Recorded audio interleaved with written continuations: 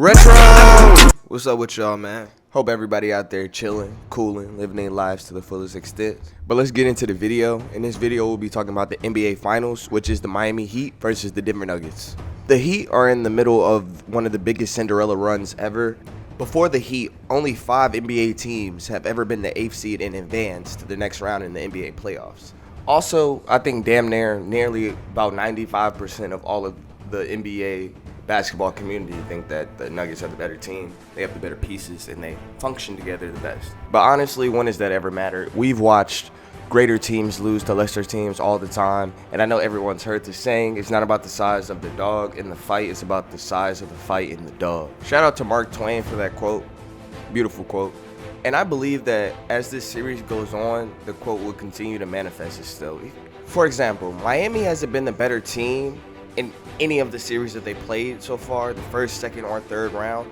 No one picked them to beat the Bucks, including myself. That was super crazy to me. The Knicks were an easier challenge, even though that the Knicks were a higher seed and all the other stuff. They do have a decent collection of talent. I love Jalen Brunson, what he has. Julius Randle is a little bit too up and down for me, but they have a decent team, but they got them up out of there. And then third and finally, everyone's favorite golden child, the Boston Celtics, that they were able to beat 3 times on their court. Insane. So if you watch my last NBA prediction video, then you'll know that I had the Lakers and the Miami Heat in the finals. 1 for 2, 50% isn't too bad, but I did have the Denver Nuggets in at least the Western Conference Finals. So we know that they're capable of greatness. They were able to sweep Bron and the boys, but the Miami Heat are not Bron or the boys. This team is just literally built off of resiliency and hard work. They never give up. They were even down by 15 in Game 2 to come back and win. Game 1, it wasn't close the whole game. It wasn't a blowout all game either, but you can see that they were probably about 2-3 steps behind, and they just had really bad games. Max Strus isn't going to go 0 for 10 every game. Caleb Martin, he was just damn near the best player in that conference finals. He hasn't had a good game yet, so you know that he has a good game coming. Duncan Robinson, man, is he so up and down? He's either decent or he's garbage.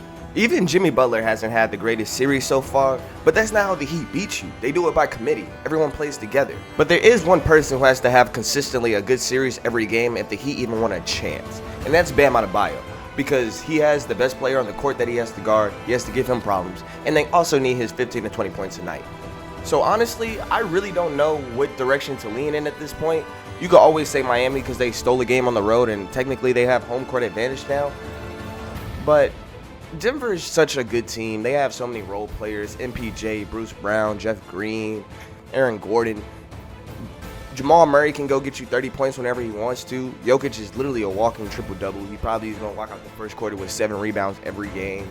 But the Miami Heat have found something with starting Kevin Love. Damn near everyone on the Miami Heat squad has great defensive prowess. They just stick together. They play good basketball. They don't give up, and they trust each other.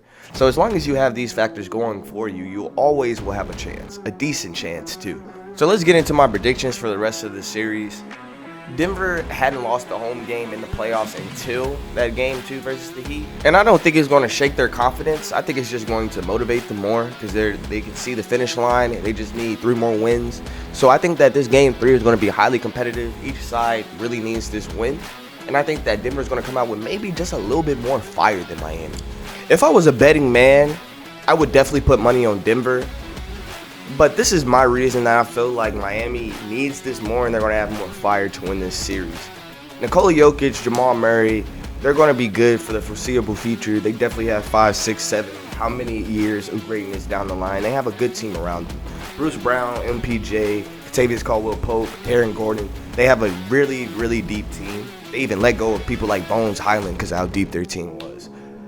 I just feel that the Heat need this way more, that this is their window. Kevin Love is aging. He's out the door. Jimmy Butler is getting older and older. They have like 3, 4 undrafted players that they play in their rotation heavy. They need this more than anybody else. This is probably going to be their year. I think that everything is just lining up perfectly for the Heat. They've been here before. If you look at NBA history, usually the team who's been there before is going to eventually break through eventually. The Miami Heat have been knocking on the door forever. The last 3, 4 years, they've been in either the finals or the conference finals. I know their wrist is starting to hurt. So I just need them to break down that door already, get Jimmy his ring, get him the credit that he deserves. Bam Adebayo, Kevin Love, especially Eric Spoelstra, because he's definitely, I think he's the best coach in the league. how he's able to switch up his schemes and adapt to different teams.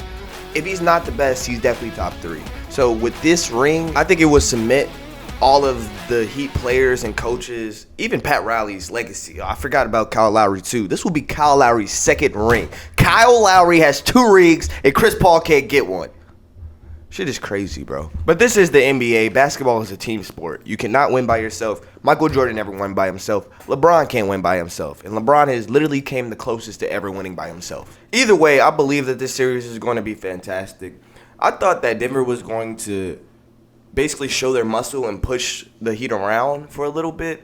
But the Heat showed a lot of fight in Game 2. And it really excited me for the rest of the series because I know that they're not going to give up. I know that they're going to keep battling. They've had multiple major injuries to major players and contributors to their success, like Tyler Hero, Victor Oladipo. And these players, actually, Tyler Hero could be coming back within the next 2 to 3 games. So if Tyler Hero can be back with 20 points, or even let's say he just gives them 15, that 15 points off the bench could be very important for the Miami Heat. It could propel them to at least a 2-1 lead, maybe a 3-1 lead. And like I said again, the Heat have been here before. They played the Lakers in the finals in 2020. They have experience. They have desire to finally knock that wall down. So I'm just excited to see if they can finally do it. With all that being said, I have the utmost confidence in both teams. Before the playoffs started, I thought that Joel Embiid was the best player in the league. I lied. It's definitely Jokic. Nikola Jokic could do everything on the basketball court and get all of his teammates involved. His worst attribute is defense, and he's not bad on the defensive end. Jamal Murray, all of them are ball players. I would love to see them win. But they have time. This isn't the end-all, be-all for them. They will be back. They've been in the Western Conference Finals already. They've shown that they can beat the best of the best. And I know that they'll be here. But for the Miami Heat, this is a huge series. They need this. They have a lot of players who are aging. They're phasing out in probably their last best years of their careers. Undrafted talent. I just feel like the Heat are getting everything out of all the players that they can right now. So this is the time for them to win. I think that they have the coach. They have the players that they need. Bam Adebayo, Jimmy Butler, Kyle Lowry, even Duncan Robinson, Caleb Martin, a lot of unsung heroes. And I just think that if they can all just put together 2 or 3 good games, that they can end this. I believe whoever is the winner of Game 3 in Miami will probably go on to win the series just because that's the split game. I will be sticking with my original finals pick and say that the Heat will win this series in 6 games. It will not be easy, but I think that just like in Game 2, that they'll find a way to grind out some tough wins against a younger team. Denver gonna win in 7 games. Crypto is right. Heat taking this one. All right, Retro Gang, we appreciate y'all watching another video. We ask that y'all like, comment, and subscribe. Leave in the comments what y'all think. And hopefully we could just get a good series that we could get good basketball that everybody can enjoy. That's right. Denver need to win tonight. All right, we out.